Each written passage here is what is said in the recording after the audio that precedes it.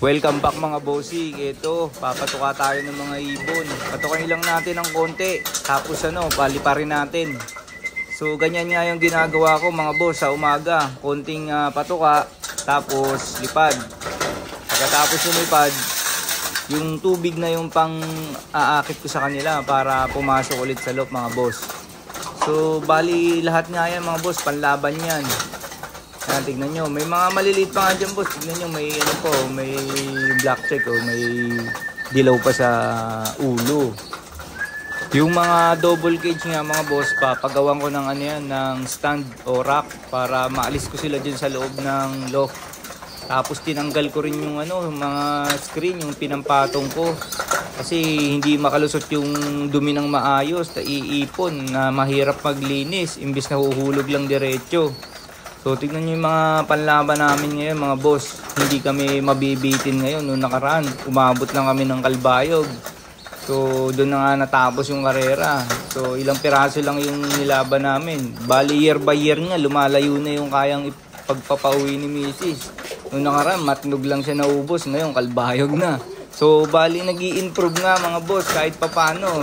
Titignan natin ngayong south kung hanggang saan naabot. Mas matitindi tong lineup ng ibon ngayon mga bossing, yung mga na-breed namin.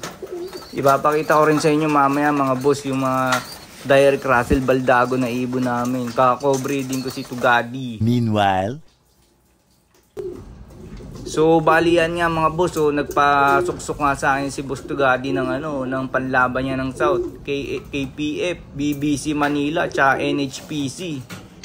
Ito mga boss, balik tayo dito sa mga South team namin. Bali tapos na nga kumain tong mga to, nakapagpahinga na rin. Palabasin natin mga bossing. Yan, ganyan yung ginagawa kong routine sa kanila ngayon. Titignan natin kung magiging maganda yung resulta sa kanila. So may nakikita nga ako sa ibang nagbablog, ganyan yung ginagawa, pinapakain muna ng konti, sabay pinapalabas na. So ayun na nga, diretso na nga lipad yan mga boss, dumadayo yung mga ibon yan, hindi ko nga mabidyoan yung rumiranging ng mataas, pero pagbalik niya mga yan mamaya, hingal na hingal yan. So medyo tumatagal din ng kulang-kulang isang oras, 40 minutes bago magbalikan yung mga yan. Yung mga nasa loob nga natira, yan na yung mga bossing, yung mga bata, yung last batch ng South team. So bali 5 piraso pa yan mga boss. Ayan. Ayun, maganda mga boss yung tangaline, no.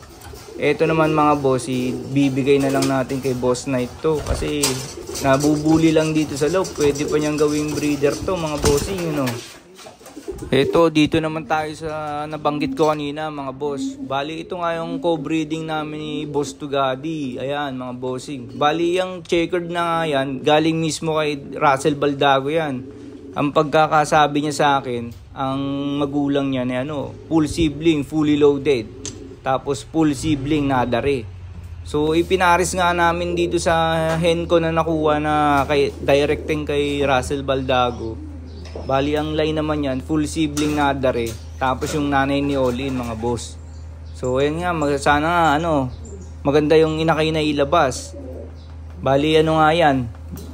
Halos line breed na talaga mga bossing. So i-stack nga namin yung paghahatian namin yung magiging anak niyan. Chinek ko na nga yan, may similya yung 2 itlog. Sana nga mapisa. Bali bata pa nga tong barako mga boss. Sana maglimlim ng maayos. So balik tayo dito sa loop mga boss. Etong ibon na to mga boss, yan, iloload ko mamaya yan, pantanggal kati lang. Bali old bird na yan, magulang na yan mga bossing. So iloload ko yan mamaya sa BBC Cavite. First loading nila ngayon sa Mall of Asia lang yung bitaw. So pang tanggal inip lang. So ayan, bali bloodline nga niyan, Basra pa rin yan mga boss. Basra cross sa Netoy Pangit Lines. So ayan mga boss, tignan nyo yung mga huling batch ko ng ng mga inakay. So hintayin na lang yung iintayin nating umamo. Makukumpleto na, papalakasin na lang natin ulit mga bossing. Yan, i-reveal ko sa inyo yung line susunod niya mga boss. Yung blue check na yan. Maganda rin yung bloodline niya mga bossing. So, paano mga boss? Hanggang dito na lang yung video natin sa araw na to. Sa susunod na video ulit. So, paano? Ingat. God bless. Ayun!